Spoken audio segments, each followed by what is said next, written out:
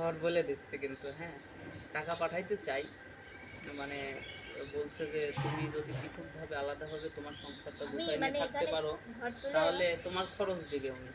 আমি ঘর তুলে দরজাটা ওই পাশে করে নেব। মানে আমার ভাইয়ের আর মামাতো ভাইয়ের মধ্যেও ঝামেলা বাড়াইতে চাই না, কারণ তাদের ফ্যামিলি বুঝতেই পারতেছেন। মানে এমনিতে তোমার আমার ফ্যামিলি তুমি আমি আমার ছোট্ট পৃথক ফ্যামিলি, করে নেবে। আমি আলিপ আর আমার সন্তান। ও তো ছোট মানুষ, ও যার কাছে ইচ্ছে তার কাছে থাকবে। আর আমার মামা ওকে প্রচণ্ড পরিমাণে ভালোবাসে। বিশ্বাস করবেন না, আমি আমার মামার কান্না কখনো দেখি নেই। আর আলিপ বাসায় গেছিলাম, আমার ছেলে খালি মানে ছোটো মানুষ তো একটু অসুস্থ হতেই পারে, একটু অসুস্থ হয়েছিল, মানে হাতও লড়াই না, পাও লড়াই না, কথাও করে না, এও করে না, এত মাথায় ফু দেওয়া কিছুই করে না, মানে ঘাড়ি মারি ভেঙে গেছে।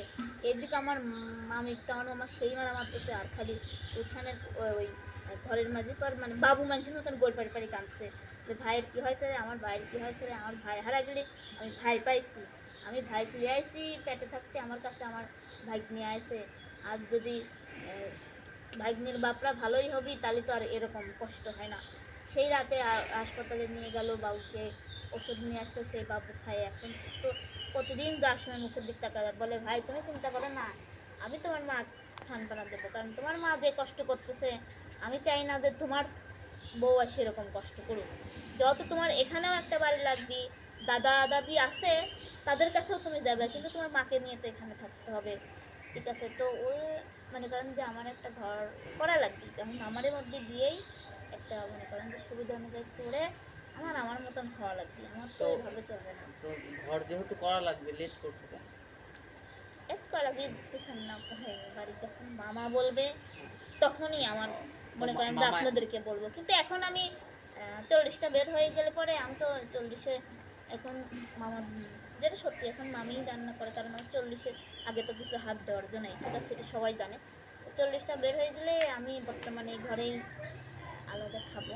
তো মামাদের সাথে বলা হয়ে গেছে যে আমি খাইলে পরে পান্তা খেয়েও থাকতে পারবো, ঠিক আছে। সেটাই। আর একটু বোঝেনি তো, সব বিষয়ে বলা যায় না। যাই হোক, বিস্তারিত জানার ছিল যে লতার ঘর বা তবে ঘর তুলবো, দেখেন না হঠাৎ করে বলবো না দেখি। মানে ঘর তোলার ব্যাপারে যে কথাটা উঠলো, যে লতার আসলে একটা থাকার, মানে আমি রান্না করে থাকি, থাকার আমি তো ওখানে প্রয়োজন, নেই। থাকার একটা ভালো জায়গা প্রয়োজন। কেননা বলি, যেটা পিছনে আছে সেটা হচ্ছে একটা রান্নাঘর। এই রান্নাঘরে আপাতত ওরা ছিল বাচ্চা হওয়ার আগ পর্যন্ত। এখন বর্তমানে আছে মামার পিছনের ঘর, যেখানে মামা থাকে এক পাশে, একটা একটা বড় ঘর।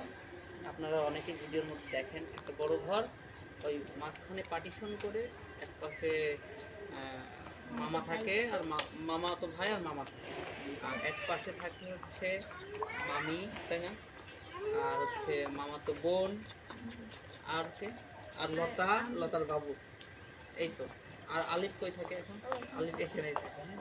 তো আসলে এই একটা ফ্যামিলি নতুন করে আসার কারণে মামার মামার সংসারেও বিভিন্ন জায়গায় ছড়িয়ে ছিটে গেছে। লতা আলিফ আলাদা আলাদা মানে বিভিন্ন জায়গায় থাকে, যার কারণে একটা ওদের ছোট্ট হলে একটা রুম প্রয়োজন।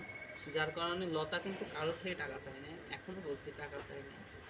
লতা আমাকে বলছিল যে ভাইয়া আমাকে টাকা দেবেন, কামরু ভাই কিছু টাকা দেবে, আর আরও কিছু ইউটিউবার ভাই আছে যারা আসে লতার কাছে, তাদের থেকে টাকা পেয়েছিল। তো আমরা তো বলেছি আমরা আশ্বস্ত না, শুধু আশ্বস্ত না, আমরা দেবো বলেছি, এবং মামা যেদিন পারমিশন দেবে আমরা ওর ছোটো ঘরটি করে দেবো। তো এর মাঝে আমার এক আপু, উনি উনি আমাকে খুব ভালোবাসে, একদম ছোট ভাইয়ের মতো চোখে দেখে। আর লতাকে তো, লতার সব ভিডিও উনি আমার পেজ থেকে দেখে। আহ, লতাকে প্রচণ্ড ভালোবাসে।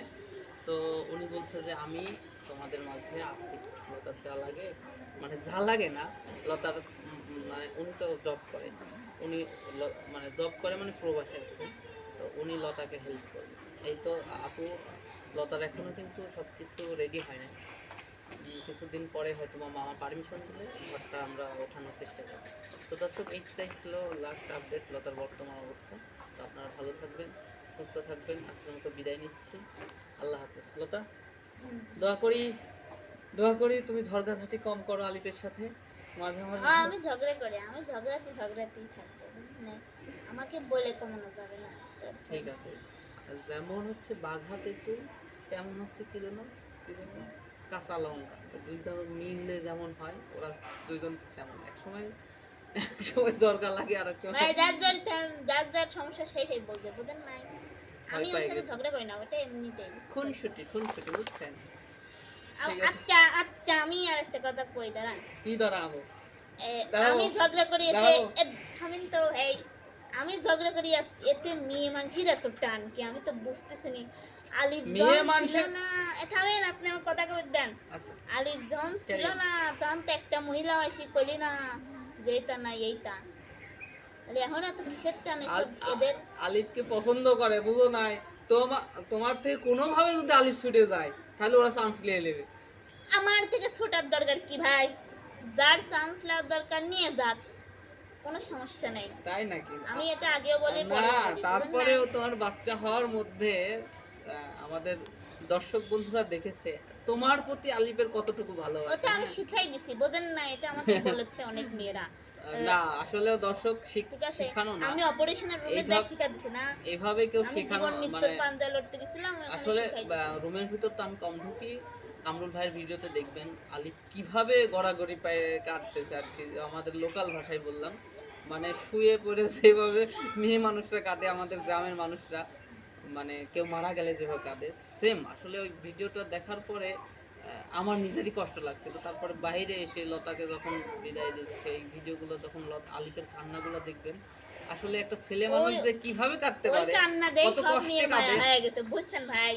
যে আমার জন্য কাঁদবে না, আলিপে নিয়ে আসলে নিয়ে ও যা, আচ্ছা, তোরা নিয়ে যা, যদি মানে রাখতে পারিস আপনাদেরও সমস্যা লোভ নেই। হচ্ছে যে এমন একটা স্বামী যদি আমি পাইতাম।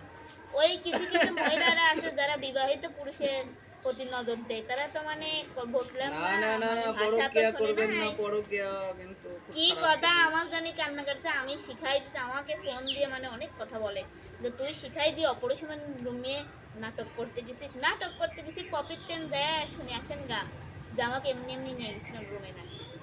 যাই হোক, আপনাদের মানসিক সমস্যা আছে মনে যাই হয়। যাই হোক, আর ঝরগার কিছু নাই। ভাই আপনার সাথে ঝগড়া করতে চান, কারোর সাথে ঝগড়া করতে চান? আমি ভয় পাচ্ছি, তুমি এত জোরে চিল্লাই না। আমার সমস্যা হয় গেলে আপনার দোষ, ঠিক আছে?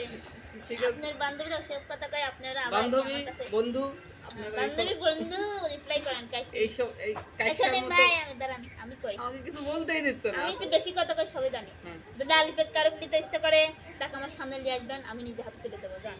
তার জন্য আমার কেউ নি বাজার বাজে কথা কয় না, ঠিক আছে? আলিফকে দিয়ে দিবে মানে? আপনি তো কোশ্চেন যে পছন্দ করে নিয়ে তোমার তো যদি কোনো রকম ছুটি যায় তাহলে চান্স নিবি, চান্স না, আমি তো বলছি যে সবাই সব মেয়েরাই আসলে ডিজার্ভ করে যে তার হাজবেন্ড মানে তাকে কেয়ার করুক। হ্যাঁ, আলিফ যেভাবে তোমাকে কেয়ার করে সবাই মিস করে যে আমার হাজবেন্ড কেন আমাকে এমন ভাবে কেয়ার করে না। হয় না, তাহলে তোমরা এলি যা সুস্থ স্বাভাবিক লোক, তোমার হাজবেন্ড ওই কোলে হইলি বেড়াবি, তাই না? আর আমার মনে কোলে হইলি বেড়ায়, আমি মনে নিজের কাছে কিছু করিনি, মনে হচ্ছে যে তোমার একবারে মানে একটা কথা কি জানো, পারেন সকল আপনার কথা সকল শুনে গা জ্বলে। মেয়েরা চায় তার হাজবেন্ড তার প্রতি কেয়ারিং করে না তো ওরে কামাই বাড়ি খাওয়াই কিডা? ওর দামটা খায় না, মানে আমার হয়তো সরি ও হয়তো আলিফের যে কেয়ারিং দেখে ভিডিওতে, আচ্ছা, সেইভাবে ওনারা কেয়ারিংটা পায় না। আসলে এর কারণে তারা আচ্ছা, হিংসে হয় যে পায় আমার না, হাজবেন্ড, বুঝলাম। আমি এত সুন্দর আমার হাজবেন্ড আমাকে কেয়ার করে না কেন? কিন্তু লতার মতো, লতা একজন প্রতিবন্ধী মানুষ, তার হাজবেন্ড তাকে এত কেয়ার করে কেন? তাহলে ওই স্বামীটা আমার দরকার। কামাই করি তো খাওয়াই না, যারা কামাই করি খাওয়াই তা সেই ভাইয়েরাই বোঝে যে কেবা লাগে। পরের স্বামী দেখি অবাক করে কে সেই ভাইয়ারে কয়ে আসলে যদি কিনে লাগবে ও ঘরে, বুঝতে পারছেন? আপনারা কিন্তু মনে লিয়েন না, তো আমার তো বিয়ে ভিডিওটা আমি শেষ করে দিচ্ছি। লতার চেষ্টা বাবু, লাগবে কি আমি আরো কষ্ট করবেন, প্রধানমন্ত্রী হবেন, বুঝলেন না? আচ্ছা শেষ করে দেবো। তার কারণ হচ্ছে বাবু কান্না করতেছে, হয়তো ক্ষুধা লাগছে, তুমি বাবুকে খাওয়া। দর্শক বিদায় নিচ্ছি, ভালো থাকবেন, সুস্থ থাকবেন, আল্লাহ হাফেজ।